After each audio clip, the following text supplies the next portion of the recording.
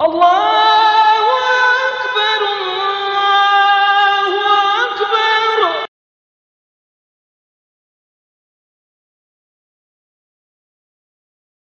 Program kita dulu iaitu Mu'alaf Sharing Tour atau MST ini adalah satu siri kembara dakwah yang bermula pada tahun 2019 di negeri Pulau Pinang. Jelajah berbentuk forum dan wawancara ini menampilkan mu'alaf baru dan lama berkongsi pengalaman memeluk Islam serta cabaran yang terpaksa dilalui. Ya. MST juga sudah diadakan di beberapa negeri di semenanjung Malaysia dan mendapat sambutan yang sangat-sangat menggalakkan dari berbagai pihak termasuk agensi agama di negeri masing-masing. Ya, kita buat beberapa kali dah di Kelantan. Saya rasa ini adalah versi yang ketiga kalau tak silap saya. Nama saya Muhammad Hakim bin Abdullah dan nama asal saya ialah Sukin bin Musutin, asal negeri Sabah. Bismillahirrahmanirrahim. Assalamualaikum warahmatullahi taala wabarakatuh. Alhamdulillah, syukur kepada Allah Subhanahu wa taala dengan limpah izin, kurnia, kasih sayang, rahmat serta inayahnya dapat kita berkumpul di rumah Allah ini. Alhamdulillah, terlebih dahulu saya ingin mengucapkan terima kasih yang tak terhingga pada pengurusi masjid, Tuan Imam, Badan EJK semua dan muslimin dan muslimah yang dirahmati Allah sekalian.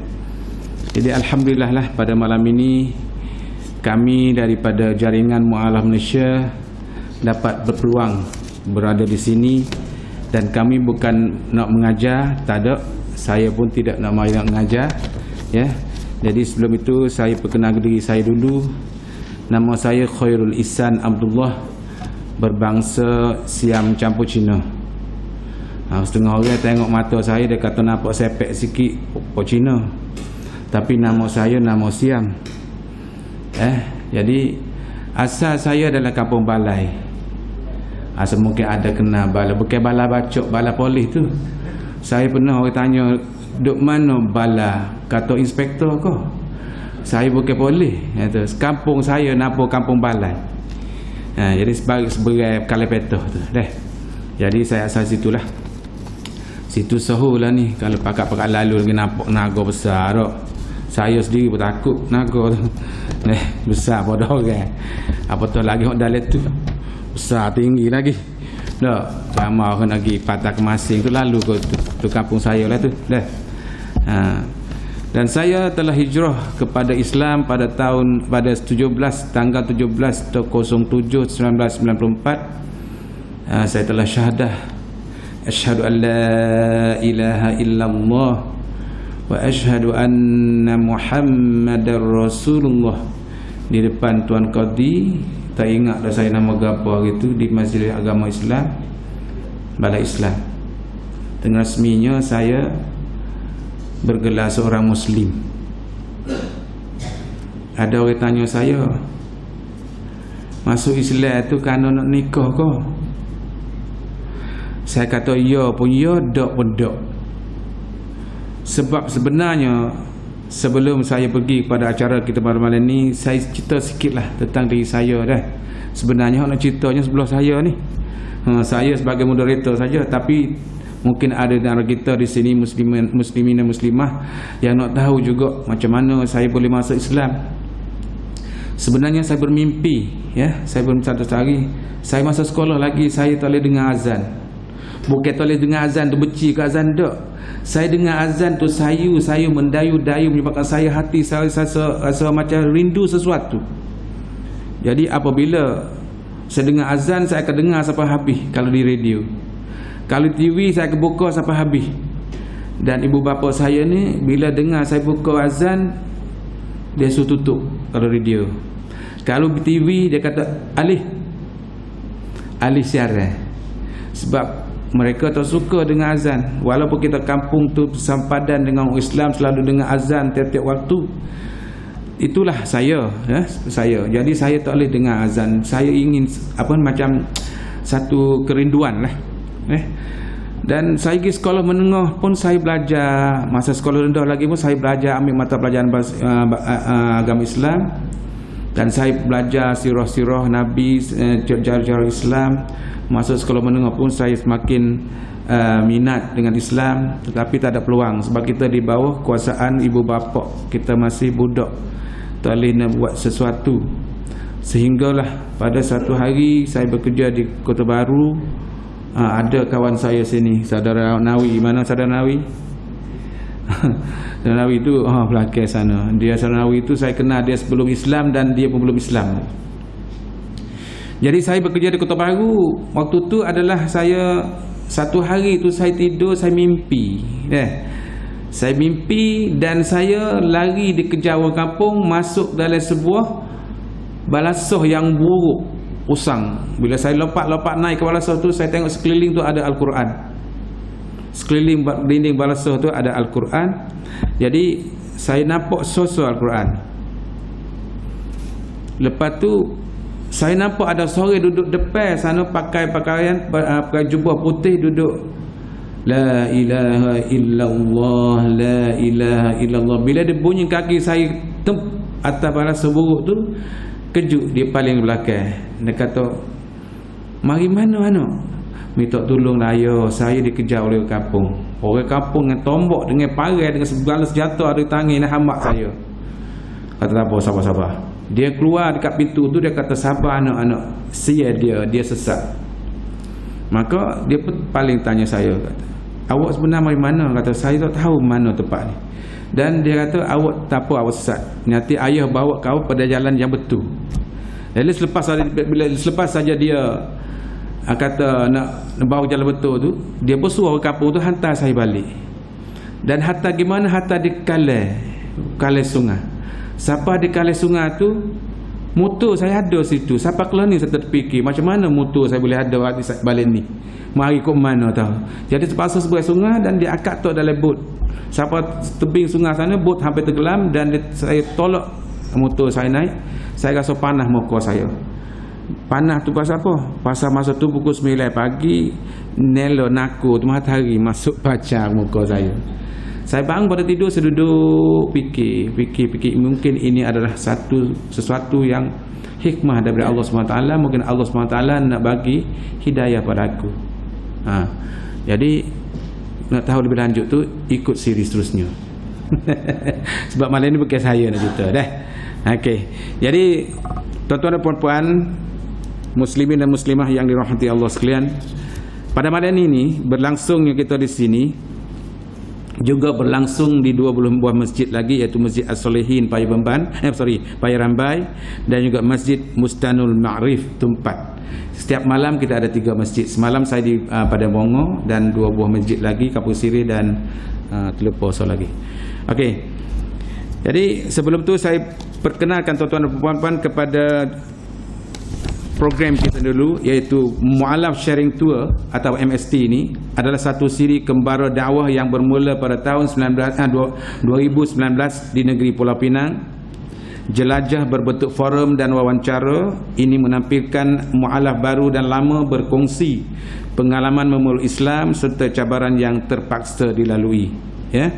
MST juga sudah diadakan di beberapa negeri di semenanjung Malaysia dan mendapat sambutan yang sangat-sangat menggalakkan dari berbagai pihak, termasuk agensi agama di negeri masing-masing. Ya, kita buat beberapa kali dah di Kelantan. Saya rasa ini adalah versi yang ketiga kalau tak silap saya.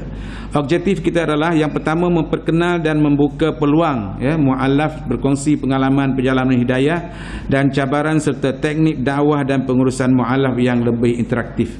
Yang kedua, menjadikan masjid sebagai pusat menyebarkan Islam kepada yang belum Islam dan berkongsi tanggungjawab serta kepentingan keharmonian dan perpaduan dalam pelbagaian. Yang ketiga, membuka ruang kerjasama antara NGO, dakwah dan juga masjid di seluruh Malaysia bagi mengimarahkan aktiviti dakwah Islamiah dan santuni yang belum Islam. Okey, tuan-tuan dan puan-puan yang dirahmati Allah sekalian. Jadi masa kita tak banyak, jadi saya tak nak lengahkan masa lagi. Saya akan terus kepada agenda kita pada malam ini. Jadi sebelah saya inilah seorang mu'alaf juga. Sebenarnya kita ni dah 20 tahun lebih tak boleh panggil mu'alaf dah. Mu'allaf ni yang baru-baru jinak dengan Islam dan baru-baru masuk Islam. Saya ni setengah orang panggil saudara baru. Saya kata saya bukan saudara baru, saudara lama. Istilah yang digunakan oleh Jahik adalah saudara kita. Sebab tak boleh nak guna saudara baru tu, lama dah ni. Dan ada setengah negeri tu pula dia hadkan beberapa tahun saja boleh panggil mu'allaf. Tapi tabiat kita dah kalau jumpa kat mu'allaf, sia mu'allaf tu, Cina mu'allaf. Jangan panggil sia malah, sudahlah. Okey. Saudara sebelah saya adalah saudara Hakim, dan kita nak tengoklah biar beliau sedikit cerita tentang diri beliau. Jadi di sini soalan yang pertama yang saya nak tanya panelis ni ialah, bolehkah saudara kongsikan serba sedikit latar belakang sebelum masuk Islam dan apa yang mendorong saudara untuk mendekati dan memeluk agama Islam? Silakan saudara Hakim. Terima kasih Tuan Moderator. Assalamualaikum warahmatullahi wabarakatuh. Bismillahirrahmanirrahim. Alhamdulillahirabbil alamin. Wassalatu wassalamu ala asyrafil anbiya wal mursalin Sayyidina Muhammadin wa ala alihi washabihi ajmain. Amma ba'd.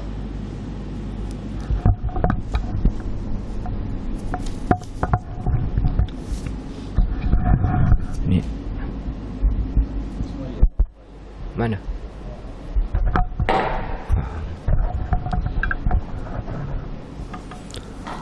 Terima kasih diucapkan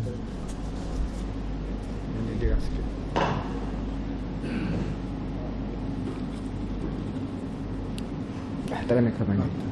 Boleh. Mikrofon pergi tak ada kau? Ya. Nak pergi tak ada. Tak ada. Testing. Boleh. Boleh.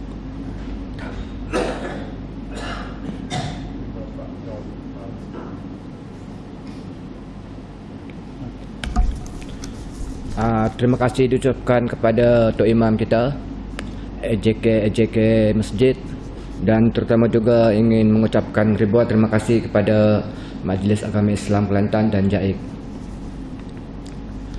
Sebelum saya meneruskan perkongsian kita pada malam ini, terlebih dahulu saya ingin memperkenalkan diri saya. Nama saya Muhammad Hakim bin Abdullah, dan nama asal saya ialah Sukin bin Musutin, asal negeri Sabah. Saya mempunyai 5 orang adik-beradik, 2 lelaki dan 3 orang perempuan.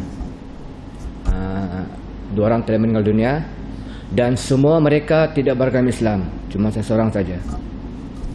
Saya bersekolah di sekolah rendah kebangsaan Melayu. Semua Melayu, tak ada bangsa-bangsa lain. Jadi Melayu itu Islam kan? Sampailah ke tingkatan pun begitu juga. Jadi pergaulan saya dengan bangsa Melayu ni kira rapatlah, kira semua Melayu. Dalam tingkatan ada mata pelajaran pendidikan Islam, di mana pelajar-pelajar bukan Islam dibenarkan untuk keluar. Tapi saya tak keluar. Saya mendengar, biarpun saya tak minat, tapi saya mendengar. Jadi kira adalah asas sikit tu dalam pendidikan Islam. Di pendidikan cerita, umur saya 21 tahun. Saya dibaptis dalam agama Kristian, Roman Katolik. Untuk pengetahuan saudara semua, Kristian ni dia bermacam-macam aliran. Ada Kristian Roman Katolik, ada Anglikan, ada Protestan. Antara tiga-tiga inilah yang kira termasyhur di Malaysia. Jadi bila saya sudah dibaptis dalam Roman Katolik, saya pun mulalah pergi ke gereja, sembahyang, apa semua, ikut upacara-upacara apa semua, dan membaca kitab Bible, dalam Melayu Alkitab, bukan Quran, Alkitab, dan membaca risalah Kristian apa semua.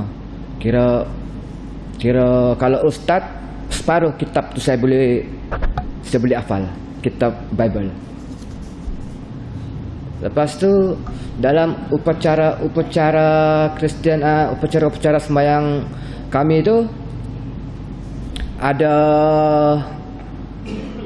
setiap hari Rabu dia ada upacara mengelilingi patung Santa Maria. Tuan-tuan sedia fahamlah, dalam gereja itu ada lambang salib apa semua, sebagai pandangnya sebagai simbol. Jadi lama kelamaan saya sendiri, bukan orang lain, saya sendiri berasa dalam kitab tidak dibenarkan untuk menyembah patung. Untuk pengetahuan saudara semua, Kristian ada 10 rukun. Macam Islam ada 5 rukun, ada 6 rukun iman deh. Dalam Kristian ada 10 rukun iman. Salah satu ialah kepercayaan mengesahkan Tuhan satu. Jadi dalam Kristiani percaya bahawa Allah itu ada dan satu saja. Jadi saya terfikir, kenapa ada Trikudus? Pada Kristian RC itu dia ada Trikudus, Bapa, Anak dan Roh Kudus. Okey, tak apalah tu. Lama kelamaan tu macam betul ke agama yang saya anut ini? Itu saya, bukan orang lain, saya sendiri. Betul ke agama yang saya anut ini betul? Tidak. Pasal dalam Bible menyatakan bahawa minum arak, judi apa semua tidak dibenarkan. Dan makanan-makanan haram lain tu termasuk yang haram, yang tu tuan-tuan fahamlah, tidak dibenarkan sebenarnya. Tapi kenapa dalam agama saya ini boleh? Satu pertanyaan, tiada jawapan. Jadi dari situ maka keimanan saya dalam Kristian kira dah pudar.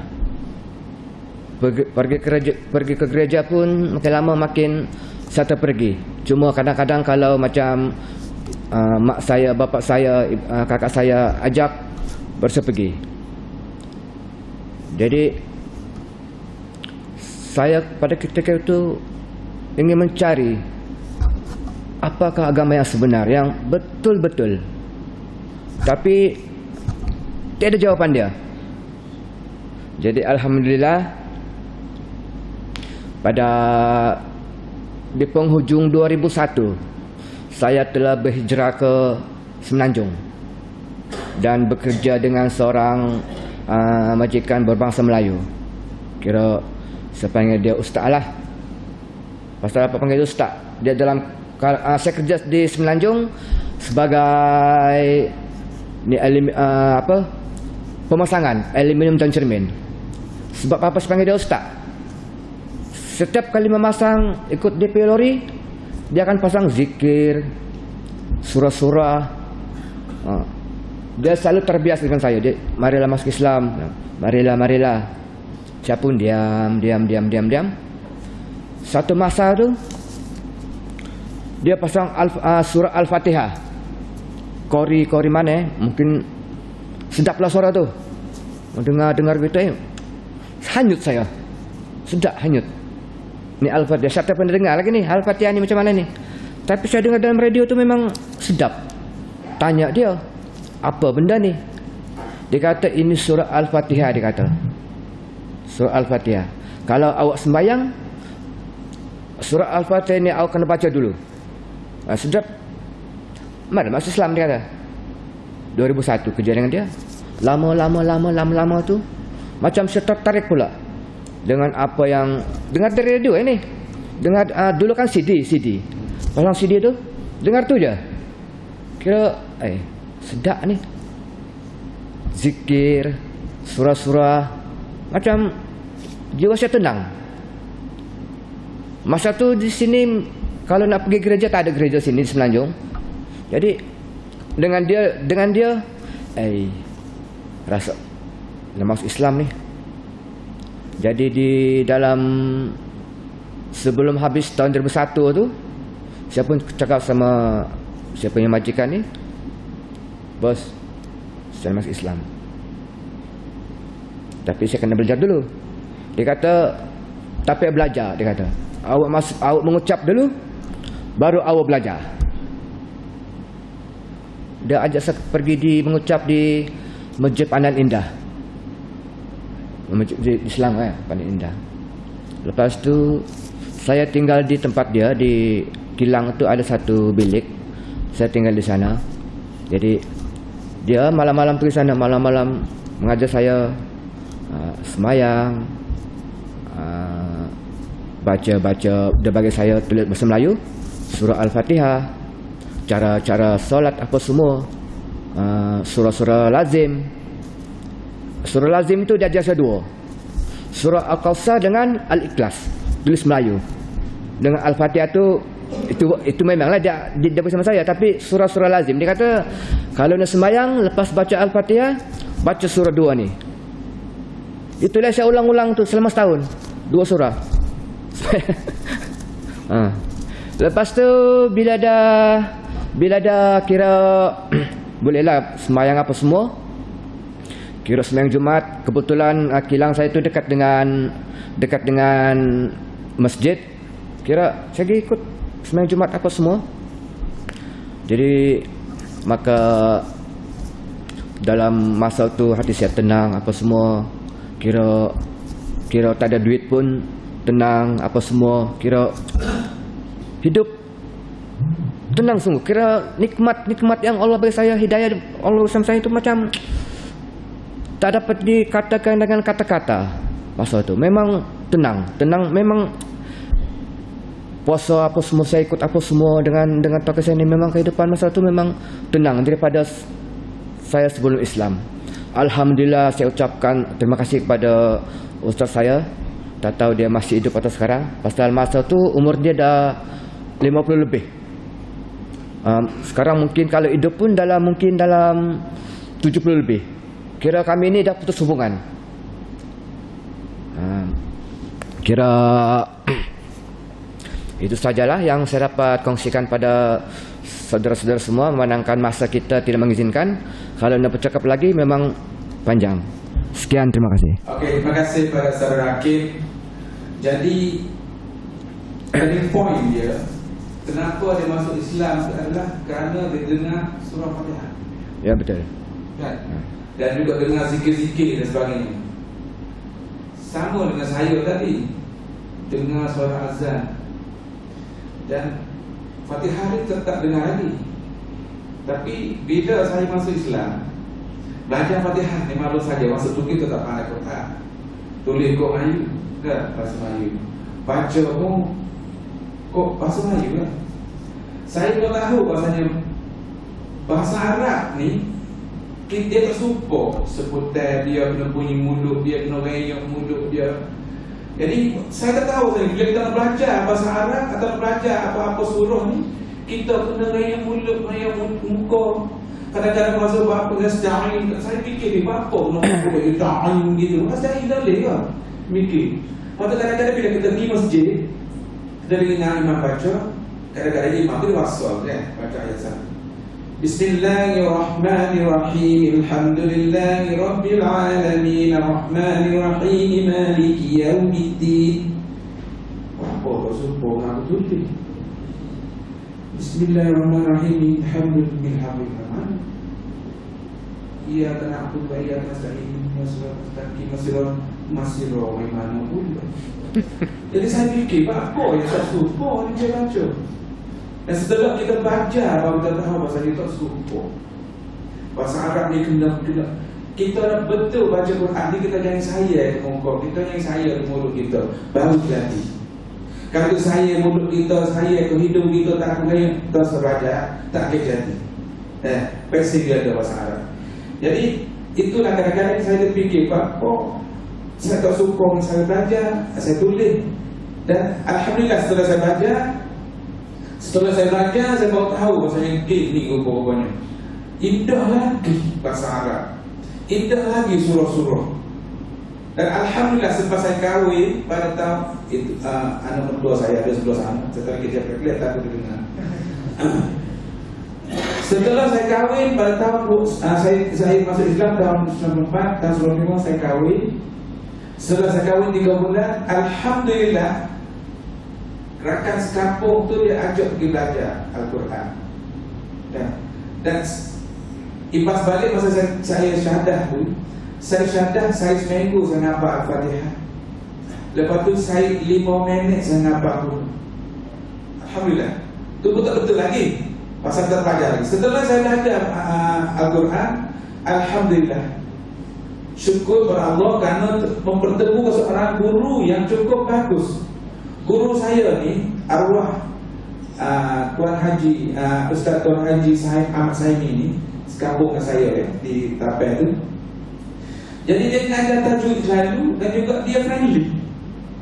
Masa ngaji dengan saya waktu lebih 15 orang sampai 1,5 orang habis, ada orang tidur gelembang ni yang tidur kelompok-kelompok, dia tak kata apa. Sehingga ada seorang sebelah saya tu, saya duduk kanan dan saya baca dulu.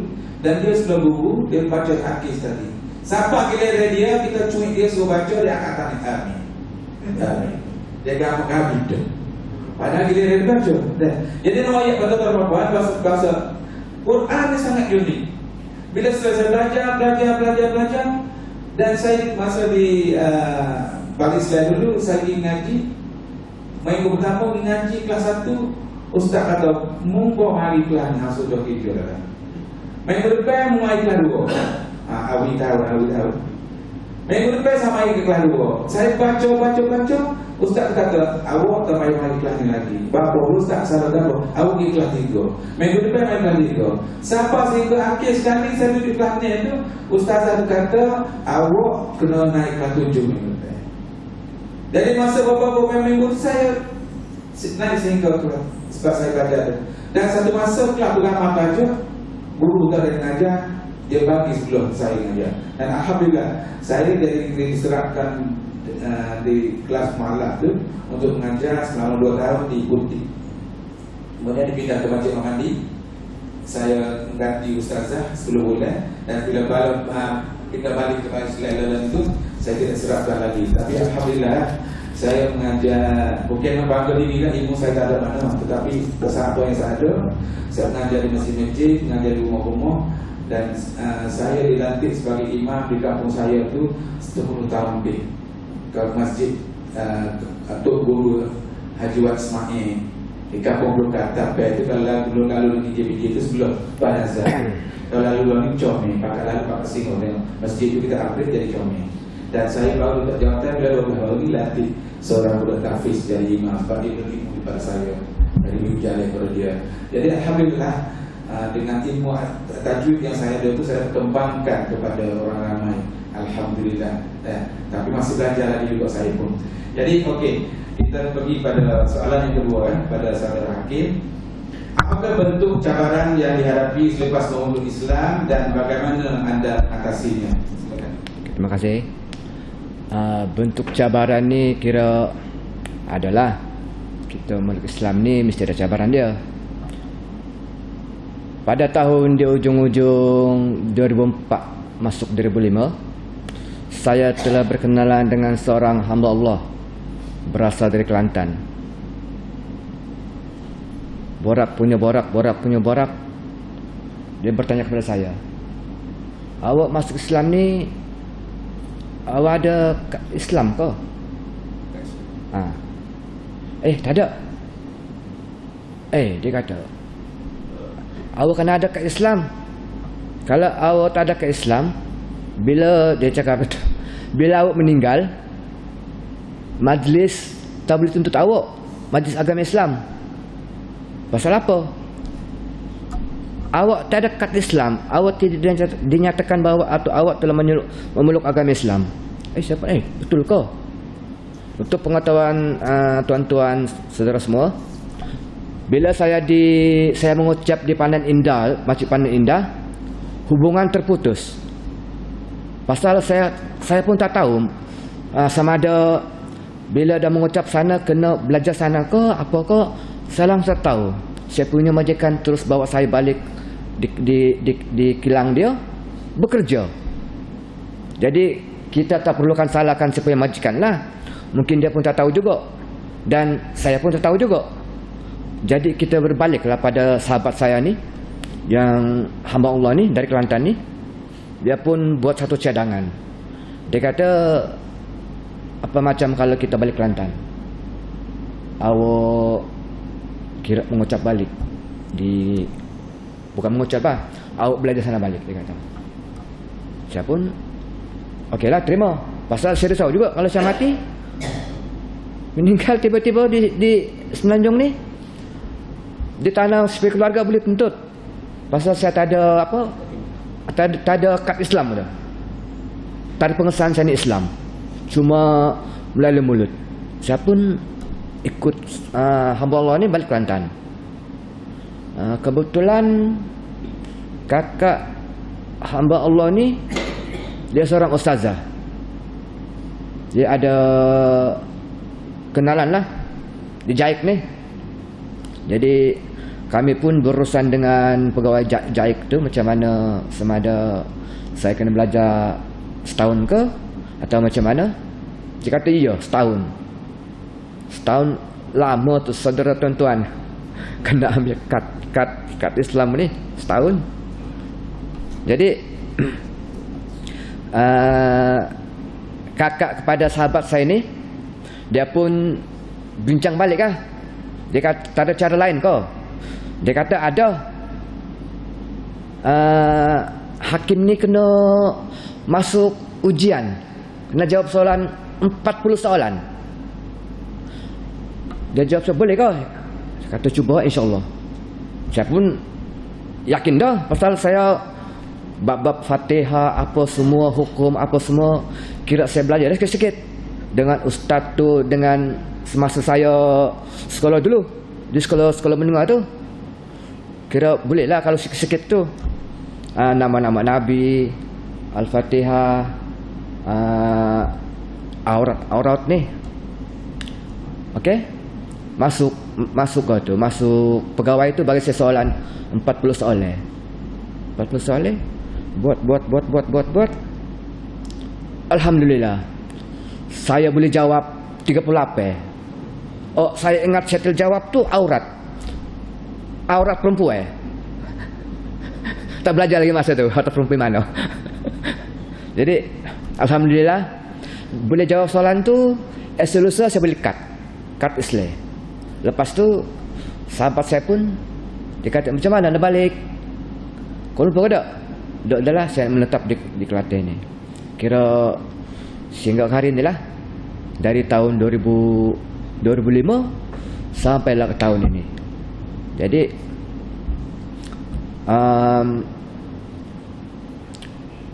saya kahwin di Kelantan ni. Kira nikah je lah dengan Kelantan ni. Masa nikah tu saya dapat kerja di mana? Di Yayasan Islam Kelantan sebagai jaga, bertugas di Mahat Muhammadiyah Pasir Putih. Rasa ada ustaz sini dulu mengajar sana. Nama dia Ustaz Nasir. Kenal Ustaz Nasir Thailand. Dia mengajar sana dulu, tapi dia pension dah lah. Dia lepas tu, cabaran utama semasa saya bekerja tu adalah saya terpaksa tutup saya punya tattoo. Malu nampak budak-budak. Pasal nampak budak-budak ke bertanya, takut satu takut ada pandangan negatif ke pocik ni, apa dia ni, Samsung ke okey DB itu. Pasal untuk pengetahuan saudara semua, tattoo ini merupakan satu adat orang Sabah. Dalam 10 orang ada seorang yang tak ada tattoo, semua tu bertattoo. Jadi saya terpaksa tutup selama 3 tahun. Di masjid pun saya pakai baju lengan panjang, takut nampak jemaah, okey. Kalau jemaah faham lah. Yang tak faham tu takut keling. Budak ni. Jadi itu satu cabaran dia. Dan yang terakhir sekali cabaran saya belajar agama. Saya mula-mula belajar agama ni dengan saya punya tutor saya. Tapi saya lagi dengan dia backing. Dia ajar saya cara lama, tak boleh masuk. Saya sebenarnya ni nikah dengan cucu Tok Ime. Jadi tutor saya ni mengajar saya, tapi cara lama tak boleh masuk. Jadi memang tak lagi. Kebetulan di sekolah tu ada seorang ustaz. Dia kata pandai ke baca Quran. Dia kata, "Dak ustaz, tak apa saya ajar," dia kata. Dia beli buku Iqra apa semua beli. Dia boleh tidur, dia suruh saya baca Abatasa. Dia tutup mata, ingat ke dia tidur. Saya dia apa dia kata. Sampai saya boleh Iqra 3 dengan dia. Dalam masa tak sampai sebulan. Alhamdulillah, tak sampai sebulan. Kalau macam hukum-hukum apa semua ni, saya belajar dengan ustaz-ustaz sana lah. Kebetulan saya ni kerja dengan sekolah agama, okey. Tak apalah mudah. Tapi masalah dia ustaz tu kena tukar. Jadi putus hubungan. Ni noyaknya ustaz saya tu Ustaz Nasir Thailand. Dia saya punya tok guru. Jadi itulah kira cabaran-cabaran dia apa semua. Kehidupan dalam Islam ni kira banyak juga cabaran lah. Cabaran dari segi sekeliling apa semua, cabaran dari segi keluarga saya di Sabah.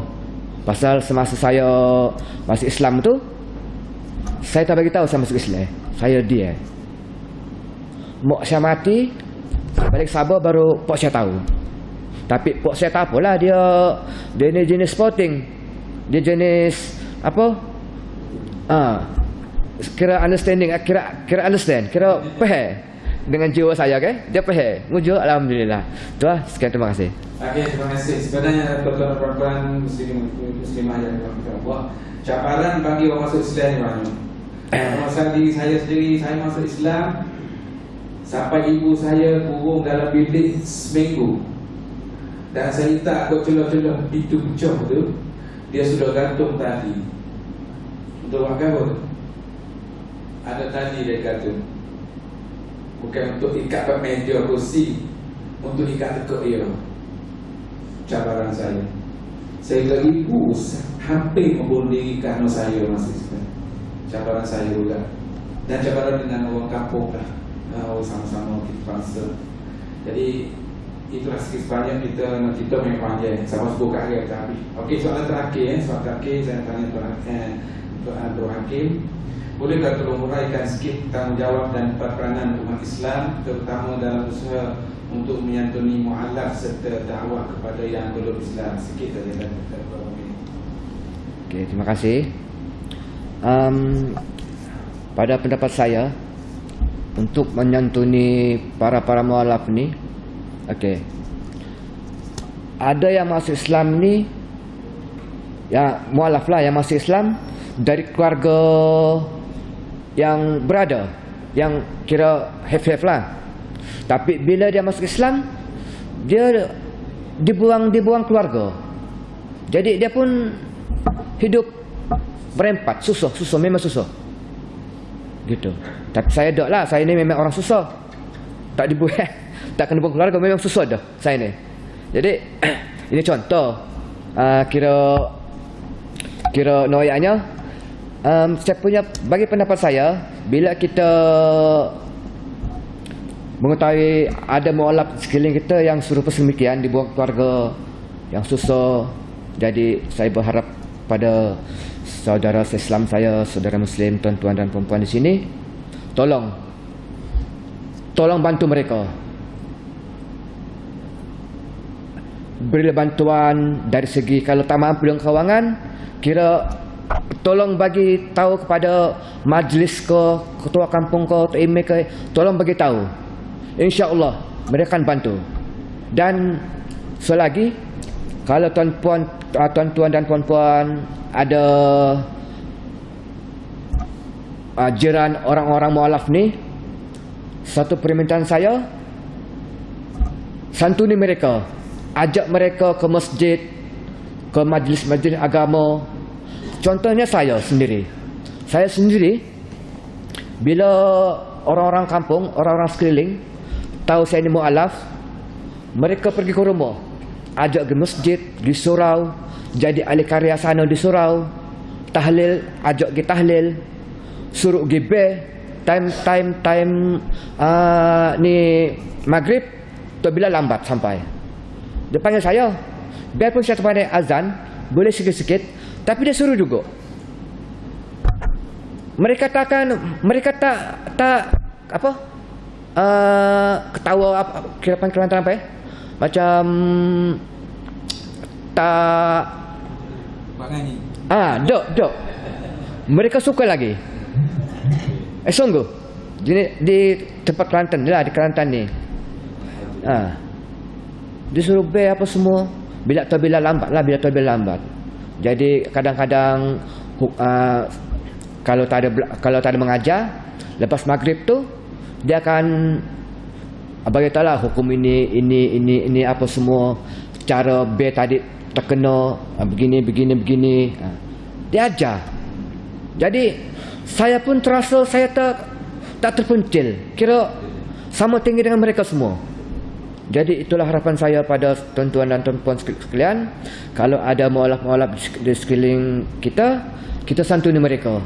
Beri mereka kepercayaan diri. Jangan sampai nanti kita menyesal. Pasal apa? Bila dia rasa kecil diri, dia balik negeri dia ke mana-mana ke apa semua, balik ke agama asal. Itu yang kita takuti. Okey. Mengenai pula dengan yang non-muslim ini, bagi pendapat saya, kita sebagai muslim ini, kita dekati mereka. Kita perkenalkan Islam ni apa pada mereka. Kita sebarkan syiar Islam ni kepada mereka. Kerana kita sebagai umat Islam ni, itu adalah sebagai satu tanggungjawab kita yang perlu kita tunaikan kepada non-muslim, kepada yang bukan Islam ini. Kita kena mengajak mereka untuk memeluk agama Islam. Itu terpulang kepada mereka. Mereka nakkah atau tak nakkah, itu terpulang. Yang penting kita telah menunaikan kita punya tanggungjawab. Sekian, terima kasih. Okey, terima kasih saudara Hakim, masa keburu kita. Jadi kat akhir sekali saya nak ajak kepada perempuan, satu cerita, satu contoh lah. Sebab kita fitrah kita sebagai manusia ni, kita biasa dengan benda biasa. Jadi dalam ni kita biasa dengan benda biasa, kadang-kadang kita jadikan tak ambil pemadu. Kalau Kelantan kata. Contohnya gini. Kita tiap-tiap hari pakai kasut kita pergi kerja dan di mana-mana, tapi kita tak rasa pun kasut kita dulu dari bawah putih. Tak boleh pun. Kita pakai baju, kita tiap-tiap hari pakai baju, kita berkacing baju kita tak rasa pun kacing baju kita tu berapa putih. Nah, kita pakai jas sekali 20 tahun dia ada tangan kita tak rasa pun jas tangan kita tu ukur dia nombor 1 sampai 12 ke ataupun titik tak ataupun point. Tak rasa. Kita main hijau ni nak hari jumpa traffic light, berapa traffic light pun kita tak rasa. Hak merah duk bau kok, hijau duk bau. Kita tak rasa. Begitu juga dengan Al-Quran, tuan-tuan dan puan-puan. Kita mengaji Al-Quran 30 tahun dah. Tapi kita tak rasa bahawasanya dalam Quran 2 surahnya, iaitu basmalah dia, huruf ba dia ada 1. Surah apa? Surah apa basmalah dia ba dia ada tasydid, ada 1. Surah Al-Qaf dengan surah At-Tin. Balik biar tak tengok. Sebab apa ada dua tu, tanya dulu. Kita tak rasa bahawasanya kita tiap-tiap hari baca Al-Quran kita. Kita tak rasa bahawasanya dalam surah Baqarah, 1 surah sahaja bila sampai saja nama Nabi Ibrahim, dia tak ada ia. Dia kecil kan, tu dipanggil ya boya, saya panggil ya boya. Ya, kalau Quran lamu, Quran imla atau Quran majid tak ada ya. Bahasa apa dah? Do, baca ya. Balik balik. No yang kita tiap-tiap hari kita baca pun kita tak tahu apa Quran waya. Cuba baca terjemah dia. Fahamkan Al-Quran. Bila kita faham Al-Quran, baru kita menjiwai sebenarnya apa Allah SWT suruh kita buat. Jadi saya ajak tuan-tuan dan puan, muslimin dan muslimah yang dirahmati Allah, marilah sama-sama kita jadikan budaya. Setiap kali kita solat, beletlah satu muka surat. Atau jangan belet saja. Kata Ustaz Khairul, kata belet ni buat pakai Quran dia boleh belet. Belet tu hari ni 5 kali belet, mari waktu semaya. Dah, bacalah Quran setiap kali kita solat. InsyaAllah ada hikmah dan ada kemanisannya. InsyaAllah mudah-mudahan Allah akan memudahkan segala urusan kita, insyaAllah. Jadi terakhir saya buka peluang untuk 2 soalan sekiranya tanya. Silakan tanya ke apa berkenaan. Jangan tanya apa, tanya pak kita malam.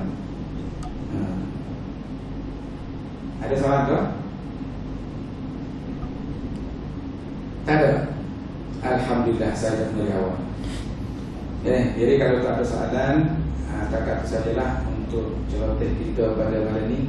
Mudah-mudahan apa yang kita bincangkan, apa yang saya wawancarakan bersama panelis pada malam ini dapat pengajaran atau dapat sesuatu untuk memahami segala yang dialami oleh mu'alaf-mu'alaf. Dan banyak lagi kalau kita jadikan buku kan tebal ya, tentang mu'alaf ini. Banyak lagi kisah-kisah saya pun banyak benda yang sedih.